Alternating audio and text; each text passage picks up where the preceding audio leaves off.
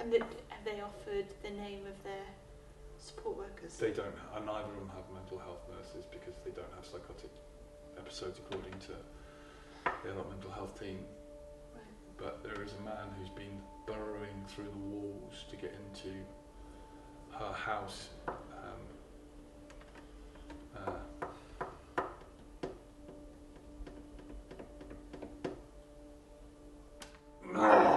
Right, okay. So we shut a little bit earlier than the government advice because the vast majority of our members are elderly and have pre-existing health conditions. So we shut quite early, and that left us with quite a bit of capacity. So we started driving for the local food bank and Meals on Wheels. And then after about a week of lockdown, the council got in touch and said, would we be the ward lead for social care referrals? So that means how we define it is, if you live in Holbeck and Beeston and you need help in this time, it's our job to make sure that we do that before the end of each day. So we're in the upstairs concert room of the Holbeck. We moved up here quite early on because it's the largest space in our building, so the easiest place that we could set out all of the desks, which we'll see, in a socially distant manner. There's a number of volunteers who work from home, so although their volunteer badges arrived, they've not come into the building because they're doing befriending calls or other sort of assistance from home. I think we've got about 80, a bit more than 80 volunteers from all across Holbeck and Beeston who volunteered through the council's coronavirus action call out. So I've not been furloughed, so I work full time somewhere else, and then they've sort of said that I can do a day a week volunteering. So every Friday I come down here and do delivery, make up parcels, make up boxes today, just whatever kind of needs doing. Downstairs is our warehouse, we call it. So it's a big food store. We're kind of maximising all of the fridges that we've got with sort of cold supplies. Whenever we get deliveries in from certain suppliers, so people like Real Junk Food Project, Costco,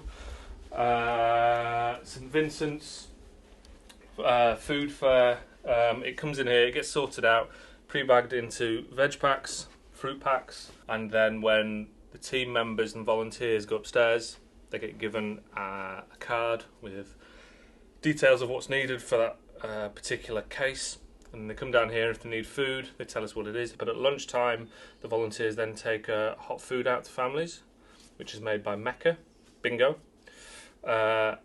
And then by the time they come back, any more referrals that have come through from the council are then here, and then we process those as well. So it kind of runs for around 6-7 hours a day. Address there is at the pharmacy. Any problems at all, give me a call. Yeah. That badge should be enough to sort you out at the pharmacy. Yeah, thank you. All right, thank you, pal. So the first couple of weeks I was helping distribute flyers about the scheme because not a lot of people knew about it, and distributing some flyers about the artwork that Slung Low are doing. So they're getting people to draw artwork and then they're going to display it on the lampposts around Beeston and Holbeck for people to go and look at. One of the things that we talk a lot with our funders and with the government is that we haven't at any point stopped being a theatre company. We can't put plays on here, it would be irresponsible, but we released a film we made and that went incredibly well. People were able to watch that at home. We have a very silly game show every other Sunday that's live broadcast that has more people watching that than we can physically fit in this building. And we also have the LS11 Art Gallery, so we put a flyer through every door saying, we know you're locked down, but you're still creative, you're still brilliant. Make a piece of art, get in touch with us, and we'll come and take a picture of that piece of art, and then we'll print it on A3 large waterproof boards. So all over the area, we've got nearly 100 paintings up now, and it's growing every day. The art of the people who are locked in these houses are presented on the lampposts so that when you go in for your exercise, you get to see how brilliant your neighbours are. And that's part of our storytelling mission. We're telling the story that everybody who lives in Holbeck and Beeston, even though they're trapped in their houses, even though they're fed up, even though they're feeling down, are still brilliant, are still creative. And if we can help a little bit to unleash that creativity so everybody gets to see it, then that's still Slung Low keeping to its original mission.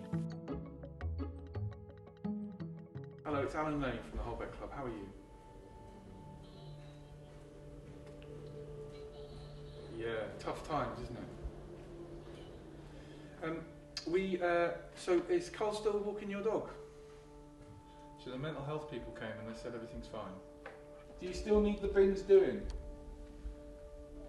You do, okay. And you need food delivering? Yeah, so we'll do your bins and deliver your food tomorrow.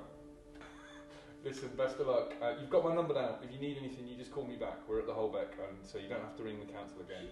So I think it's time to ring the police, and you've got to keep ringing them every time this happens, because there's got to be an understanding of the problem. And if you tell me there isn't anyone I can tell, I can just talk to you, but I think you have to ring the police and tell them that people are in your house again. When we closed, the very first thing we did was write a letter to the nearest 250 of our neighbours saying that we were closed, but we weren't going anywhere. One of the team moved in and lived in the flat upstairs, and the rest of us still came into work each and every day, even though we were closed. And that letter said, whatever it is you need, just give us a shout. We've got energy, we've got people, we've got a bit of cash. All that really happened was the council, and I don't know why we wouldn't do that. Like, these are our neighbours, this is our community, these are the people that we try and entertain and hold a nice space for. When the council came to us, all they asked us to do was what we'd already been doing for 250 people, but for 7,500 households. That's our job. Until this is over, whatever those 7,500 homes need, it's our job to provide it. And then when this is over, we'll go back to doing what we're doing before, which is creating a space for them to come and have fun and be with their friends and be educated and be entertained. But we can't do that at the minute. But what we can do is that basic level of support and help to everyone in our community.